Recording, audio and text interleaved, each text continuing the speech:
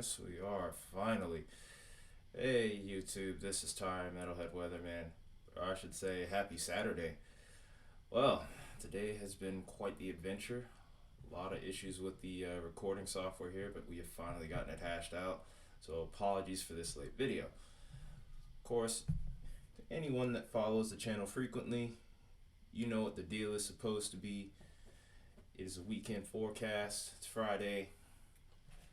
But, yeah, some things have happened today, both outside of the whole little weather setup too. But yeah, that's been my biggest problem so far has been the software. That being said, we're gonna go ahead and jump right into it. Got a decent bit to talk about here over the weekend too. We got a interesting little setup here. We've had an active day today as well as as far as severe weather is concerned. We even have had 7 tornado reports. Majority of them being in Kansas today. To be honest, almost all of them in Kansas except for one. What looks to be a brief spin up near the Texas-Louisiana line. But beyond that, it's been pretty active in Kansas today. Had a little bit of activity in North Dakota, a little bit around Utah, a little bit around the south from whole severe storms, and some around the northeast. But where I really want to draw your attention is to tomorrow. Tomorrow we're at an enhanced risk, so we're going to go into detail with that, and we'll talk about Sunday's marginal risk as well. And then we'll go into the parameters on that. I'm mainly going to be emphasizing Saturday in particular. We pretty much have already missed today. In fact, these models just came fresh off the press not too long ago, so this will actually be my first look at these, so might be looking into it a little bit blind, so just bear with me on that. But here's our enhanced risk. We have that set up from Milwaukee to Minneapolis and areas in between. Green Bay, you're just outside the enhanced risk. We'll have to see whether this shrinks or grows tomorrow.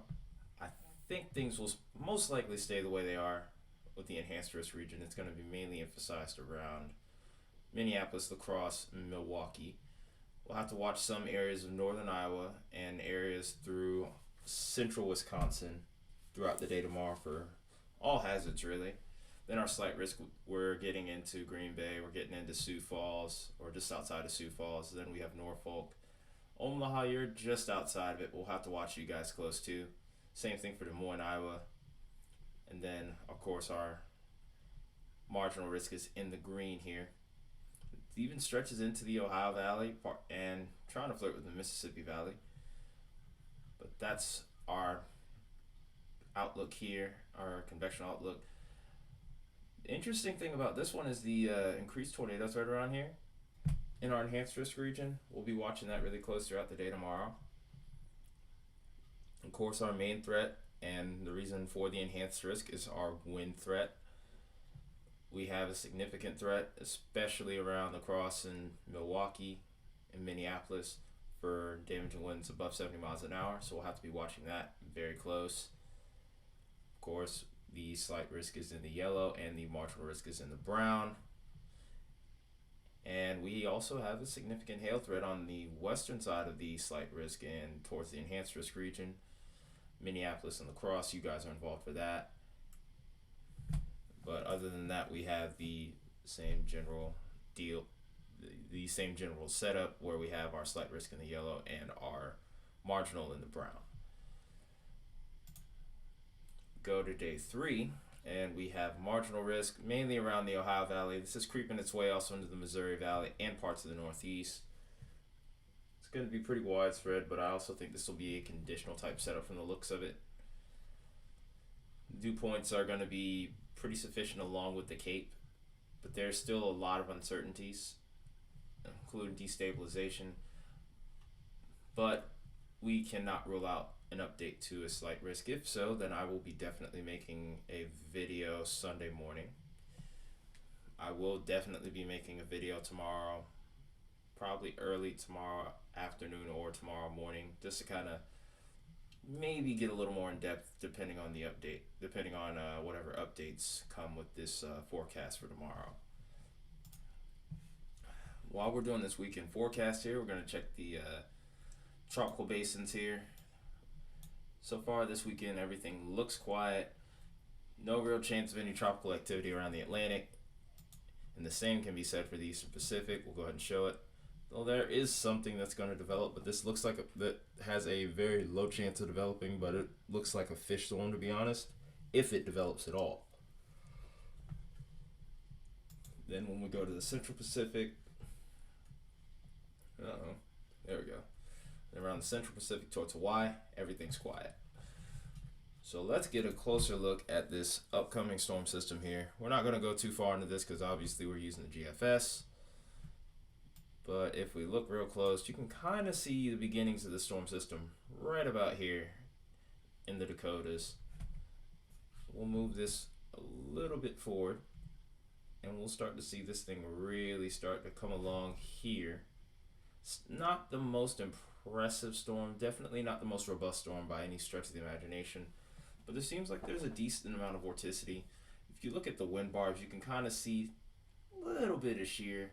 This mainly lends itself to being a damaging wind threat, but we'll have to watch and see how this develops from this point. Oops, wrong button. Move this forward, and then by Sunday afternoon, this really becomes even less impressive. Maybe towards north and north central, maybe towards south central Canada, we might have to watch for some severe weather there. Don't have any access to any models there at the moment, or at least none that I know of, so I'm not going to go into detail with that. I think it'd be pretty cool if I eventually did get access to that and would be able to cover it though. And then this is towards Monday, so that's the main thing. So that's pretty much all we're going to be looking at here from this thing. We'll actually exit out now. Oops. Come on. Well, I mean, really at this point, do I really need to show you guys the temperature map here? Because, I mean, we all know how this is. It's just going to be hot for everyone. Maybe we could tell you how hot or how cold we're going to be, more or less, but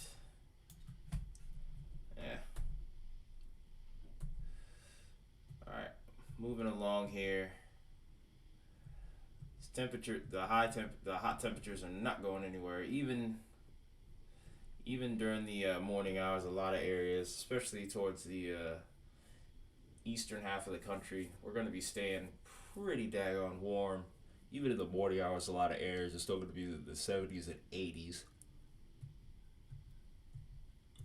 And as we go into Saturday afternoon, a lot of us are still going to be hitting 90. Towards the central U.S., we're hitting triple digits. Towards the southwest, we're hitting triple digits. And even towards the northwest, we're getting towards 70, 80, in some places even 90 degrees. I see 90 degrees in southern Idaho, which is absolutely insane to think about. Oops, keep hitting the wrong buttons.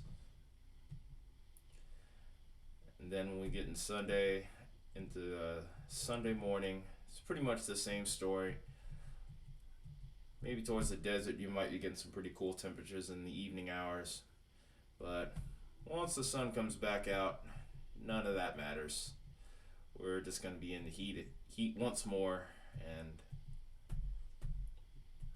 it's pretty much going to stay that way for a while from the looks of things, unfortunately. Hate to be the bearer of bad news there, but I can only call what I see, you know. Go ahead and look at one other thing here. Gonna go ahead and take a look at the parameters real quick. Now, being that we saw a 5% tornado threat, which is basically the same as slight risk, we're going to actually take a look at both types of CAPE. We're going to take a look at the surface-based CAPE, which is better for looking at more tornadic development. Then we'll look at the mixed layer, which is going to be leaning more towards a damaging wind threat. And I'll even try to take a look at the low-level shear here, just to kind of help things along. I'm going to try to be real thorough about this video this time. Maybe a little bit longer of a weekend forecast than I'm used to doing, but we're just going to cross our T's and dot our I's on this one. So here's a surface-based CAPE here, and looks like we have some pretty impressive values here. once we get into the afternoon hours, we watch this really start to kick up, especially towards, I would say, about 2 o'clock. But these values are pretty high, so this might very well limit the activity, the tornadic activity. This definitely kind of screams quasi-linear type system for me, given the higher Cape values and the shear profile. But like I said, but quasi-linear type systems or QLCSs are very much capable of producing tornadoes. They're very prolific tornado producers, in fact, and they can still produce strong tornadoes. So we're gonna have to be very careful if you're around La Crosse and Milwaukee tomorrow afternoon. We look at this hordeograph here, you can still even see that there is a marginal tornado threat. It's not the most impressive one in the world, and we were expecting it not to be, but there is no question that there is a existing threat. No questions asked. Like if you kind of look at these little wind barbs here, you can even see it. You have you have a little bit of turn of the winds with height, and you can see a small curve in the hordeograph. It's mainly leaning towards more of a linear type setup. But any tornadoes I think that will develop will probably be a quick spin up at best, pretty weak tornado. I really hope that we don't get anything at all, but you never know. But as we go into the evening hours, this picks up and we get some really crazy Cape values, especially towards central Illinois here. That's crazy, in fact, to think about. So we watch this move along here. And then once we start to get into the morning hours, of course, this will die off. I'm thinking the tornado threat's going to probably be highest between 3 and maybe 7 p.m. Central Time tomorrow. And then after that point, the Cape values kind of drop off. Now, when you get to the surface, well, when we look at surface-based Cape around here, this is just more or less thunderstorm fuel. There's other parameters that can make for a tornado threat. So even if you see yourself with higher values, don't necessarily get alarmed.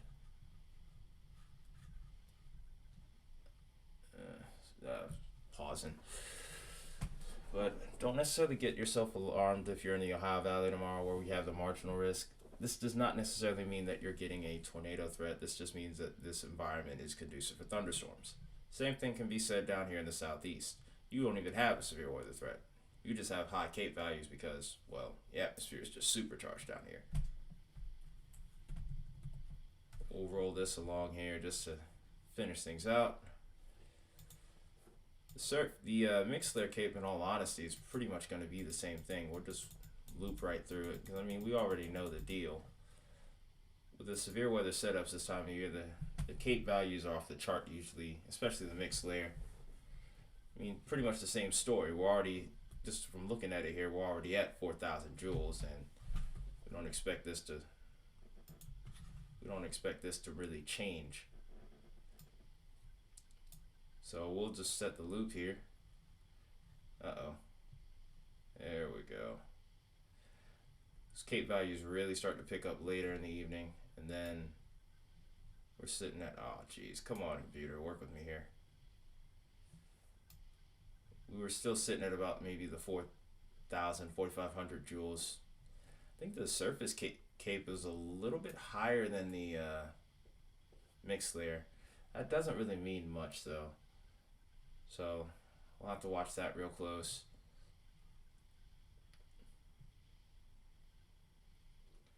We'll go ahead and look at the updraft helicity here.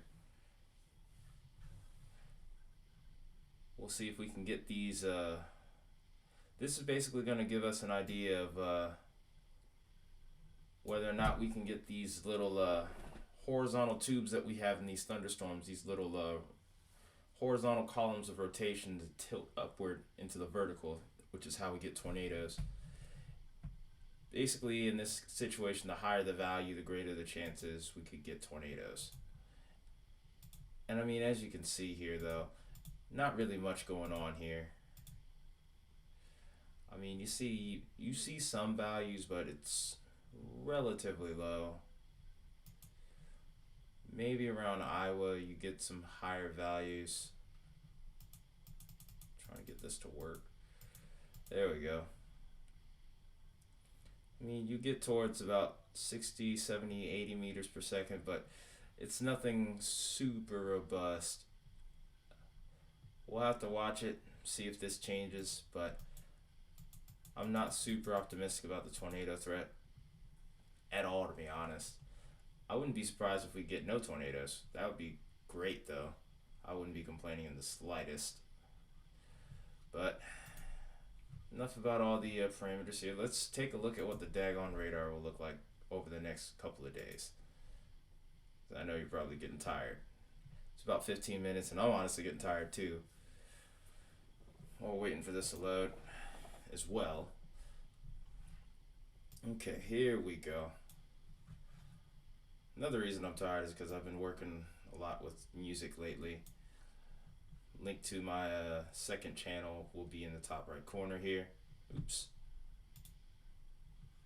Mouse is going haywire. But let's put this all in a loop here. It's pretty much the same story that we've had for the last few weekends. This system here is causing our severe weather threat. Looking like a line of thunderstorms pops up. Maybe a bow echo derecho setup, quasi-linear as well. And this is going to work its way all the way from the north central plains all the way into the northeast. Meanwhile, we have our monsoonal flow around the Four Corners region, leading to more thunderstorms and maybe some flooding over here. Then towards the south and east, it's pretty much a summertime setup with pop-up thunderstorms in the afternoon. Beyond that, southwest is baking. And then around the northwest, we're still hot. But the weather seems a little bit calmer here. Then by Sunday night into early Monday morning, the northeast, you guys could be getting some of that weather that we have expected for Wisconsin tomorrow. Well, beyond that though, I think that's all we got for this video here. If you like what I've been doing on the last few videos, and I've been seeing the increase in viewership, I greatly appreciate it. Drop me a like, leave me a comment, share the video, get this information out to people that need it. Also, if you like what I'm doing, subscribe and click the bell so you don't miss anything. As things get more active, I'll be more active on the channel. But until the next video, which will probably be tomorrow, we'll probably do a long range forecast. This is Tired Metalhead Weatherman, and I will see you guys in the next video.